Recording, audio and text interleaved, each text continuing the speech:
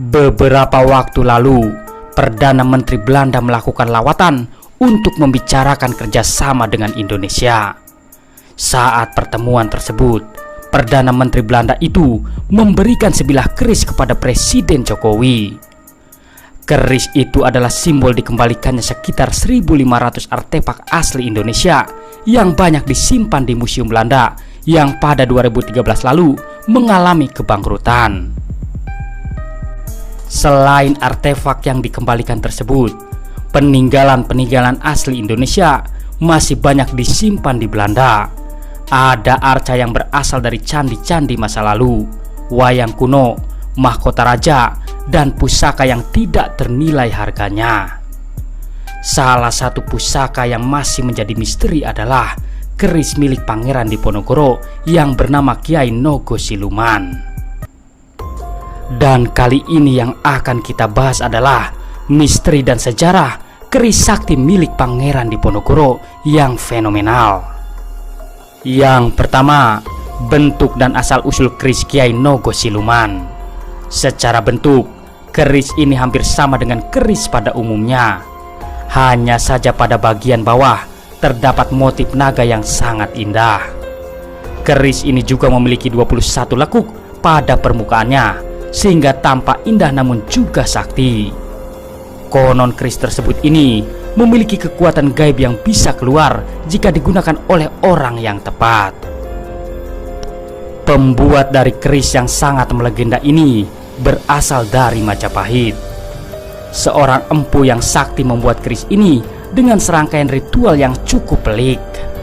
Setelah jadi, keris ini diberi nama Kiai Omyang dan digunakan secara turun-temurun dari Kerajaan Majapahit hingga akhirnya ke Kerajaan Demak dan sampai ke tangan Pangeran Diponegoro.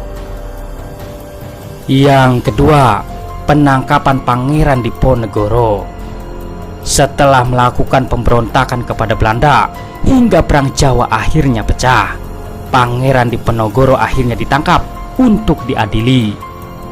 Dalam penangkapan tersebut, beliau dibuang ke Makassar hingga akhirnya wafat di sana dengan tenang. Saat ditangkap, apa yang ada pada tubuh dan pakaian dari Pangeran Diponegoro diambil, termasuk keris Kyai Nogo Siluman. Saat keris itu diambil, pihak Belanda tidak tahu jika keris tersebut merupakan ibu dari segala jenis pusaka yang ada di tanah Jawa. Tanpa memperhatikan hal tersebut, keris yang sangat berharga itu dibawa ke Belanda untuk dikumpulkan. Pada keris yang dibawa ke Belanda itu, Sentot Alibasa memberikan catatan yang akhirnya bisa dibaca oleh Raden Saleh. Yang ketiga, Raden Saleh dan pusaka milik Pangeran Diponegoro. Raden Saleh adalah salah satu maestro pelukis dari Indonesia yang pernah mengenyam pendidikan di Belanda. Salah satu lukisan paling terkenal dari seorang Raden Saleh adalah lukisan dari penangkapan Pangeran Diponegoro yang bahkan tidak dia lihat secara langsung. Konon lukisan yang dibuat itu berdasarkan berita yang beredar di Belanda. Orang yang membaca catatan Sentot Alibasa dalam bahasa Jawa adalah Raden Saleh ini. Tulisan itu menginfokan perihal siapa pemilik dari keris ini dan apa nama dan makna dari keris yang masih menjadi misteri karena keberadaannya nyaris tidak bisa dideteksi hingga sekarang. Yang keempat, makna dan kekuatan keris Kyai Nogo Siluman. Kyai Nogo Siluman memiliki makna sebagai guru dalam bentuk makhluk supranatural dan memiliki kekuatan yang sangat hebat. Dari nama ini saja, kita sudah bisa menebak mengapa keris ini dijuluki sebagai ibu dari segala pusaka yang ada di tanah Jawa. Secara kekuatan, keris tersebut memiliki kekuatan yang sangat besar. Sayangnya kekuatan yang dimiliki oleh Kyai Nogo Siluman tidak digunakan dan cenderung tidak terpancar dengan sempurna.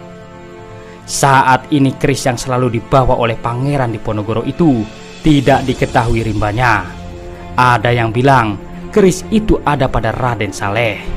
Ada pula yang mengatakan jika keris tersebut masih tersimpan rapi di Eropa. Itulah misteri dan sejarah keris Kyai Nogosiluman yang sekarang entah di mana rimbanya. Jika saja keris ini bisa kembali, Indonesia akan mendapatkan benda berharga yang tidak ternilai harganya. Terima kasih telah menonton. Semoga informasi ini bermanfaat.